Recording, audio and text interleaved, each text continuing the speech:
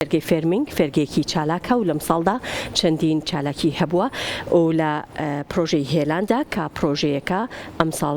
چەند چالاکیەکی جۆرە و جۆری لە خۆگرت بوو پێشانگایەکی شێوەکاری بۆ یەکێک لە شێوەکارە دیارەکان کە ئەویش گوڵان حەمزەیە کردەوە و لە پێشانگاکەدا چەند تابلۆیەکی قەبارە جیاوازی نمایش کردبوو کە بەشی زۆریان گزارش بوون لە ژیانی گوند و هەروەها کۆچی کوردان لە ناوچە جیاوازەکانەوە بۆ ناوچەکانی تر.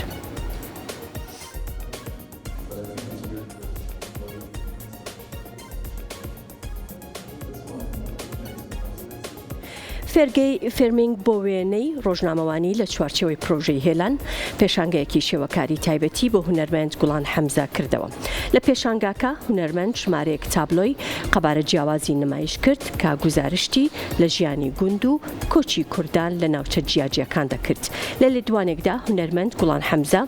باسی لەوە کرد کە یەکەم پێشانگای شێوەکاری تایبەتی خۆیەتی لە هەولێر بۆ زیاتر ناساندنی توانا و بەهرەکانی لە بواری شێوەکاری وتیشی پێشانگاکەم بە دوواداچوونە بۆ کاریگەریە قوڵەکانی شەڕ و ئاوارەبوون و ڕۆشنایم خستۆتە سەر گەشتی سۆزداری و جستەی ئەو کەسانەی کە ناچارن ماڵەکانیان بەجێبهێڵن و بە هونەر ئەم پەیامەم ئامادە کردووە. پیشتر من پشکداری کلیه ده پیشانگه هادا لی اوه بو یکم جاره کو از پیشانگه هکی کویا من یا تایبت بید بهیده بگرن لی هولیره اگرم از بحث کم بو چی کوش کردنش بر کو ملتی کورد هر توان کودانان داد بوریتن کوروینیا بر دوامه تانو کجی اگرم تحکینه کوروینیا بر دوامه اجبر هنده او بابت که گرنگه کو ام بشین برایگاه هنری کارساتن کوردا بگهینی نجیهانه بگومان بابت که گرنگه کو ملت کورد دبیتن عمل سروان کودانا باغ وینیان باز بکین از وک شوکارک وک هنرمندک و شوکاری از بشین به هنر خو